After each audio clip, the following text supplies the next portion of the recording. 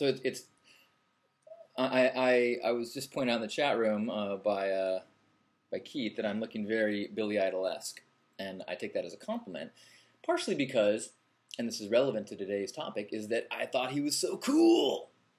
And there was a time in my life when the pursuit of cool was everything. And it's something that I think about a lot, about how important coolness was to me growing up, and how it's something that I still struggle with.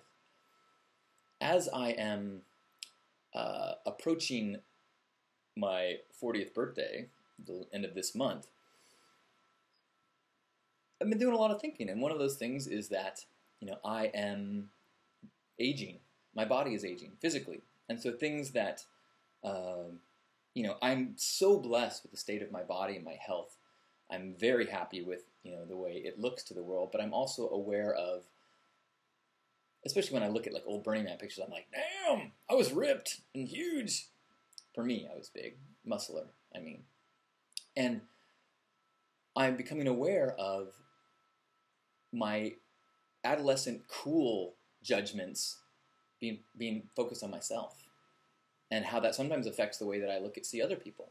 And so that's one of the things I've really been working on lately, is trying to be aware of when judgment is slipping into my view of myself and to others. There was a part of me that is really kind of like eager for the age, eager for a few more years, because, there was a time when I was very focused on my appearance, and it was almost a joke to some people how, I never was seen photographs with my shirt off and with shirt on, and, I had abs, and that was kind of a big part of my identity. And there was a lot of people that have told me that for years they never paid attention to anything that I did or wrote, because they saw me as this, prancing, person who's focused on physical appearances.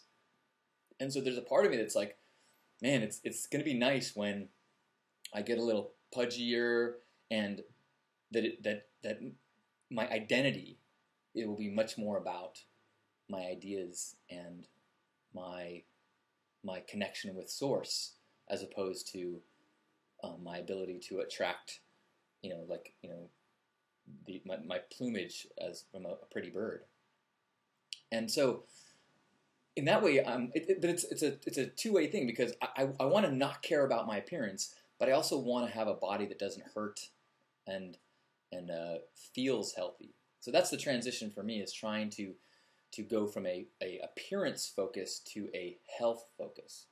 And it's harder than I thought it was going to be, because I've been working on it for several years now. But I think I'm making baby steps. Been doing little sunrise salutations, trying to get a little bit more into yoga. Not going to yoga classes, because I get insecure when I get in a big group of people and have to do special moves. But that's a whole other topic. So the quest for cool, though, is one that I still struggle with. Partially because, it's when I was a kid, I remember going to Lou's Records in Encinitas and looking through the 12 inches, trying to find rare records by like the Sisters of Mercy, and so that, because I just felt that was, to me, that was a cool, knowing music that no one else knew was cool and alternative. And so I was not that cool, but I remember seeing people in the record store that were clearly like alternative and crazy hair and funky, tattoos, and I remember just going, man, they are so cool. And in a weird sense of satisfaction and also concern, over many decades, I've become pretty cool, or at least became what my vision of cool was. So when I catch myself in the mirror sometimes with pink hair ablazing and some funky outfit, I'll be like, whoa, I became the guy that I used to think was cool. That's awesome. But it also highlights how powerful and how much I am still trapped by those thoughts of exterior things of what is cool.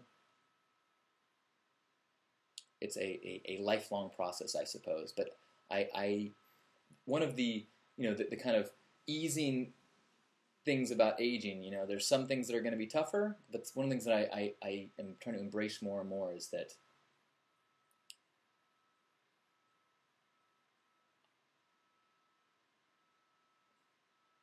my old definitions of cool will not work to what I have to work with. And so cool will have to slip away, and simply integrity and love and compassion and all the things that we talk about here, all the things that I surrender to, will become what I am, instead of the things that I try to create and make for myself. I still ride the line. Clearly, I'm not in a total state of surrender, but I'm not as attached to it. Now it's a little bit more fun.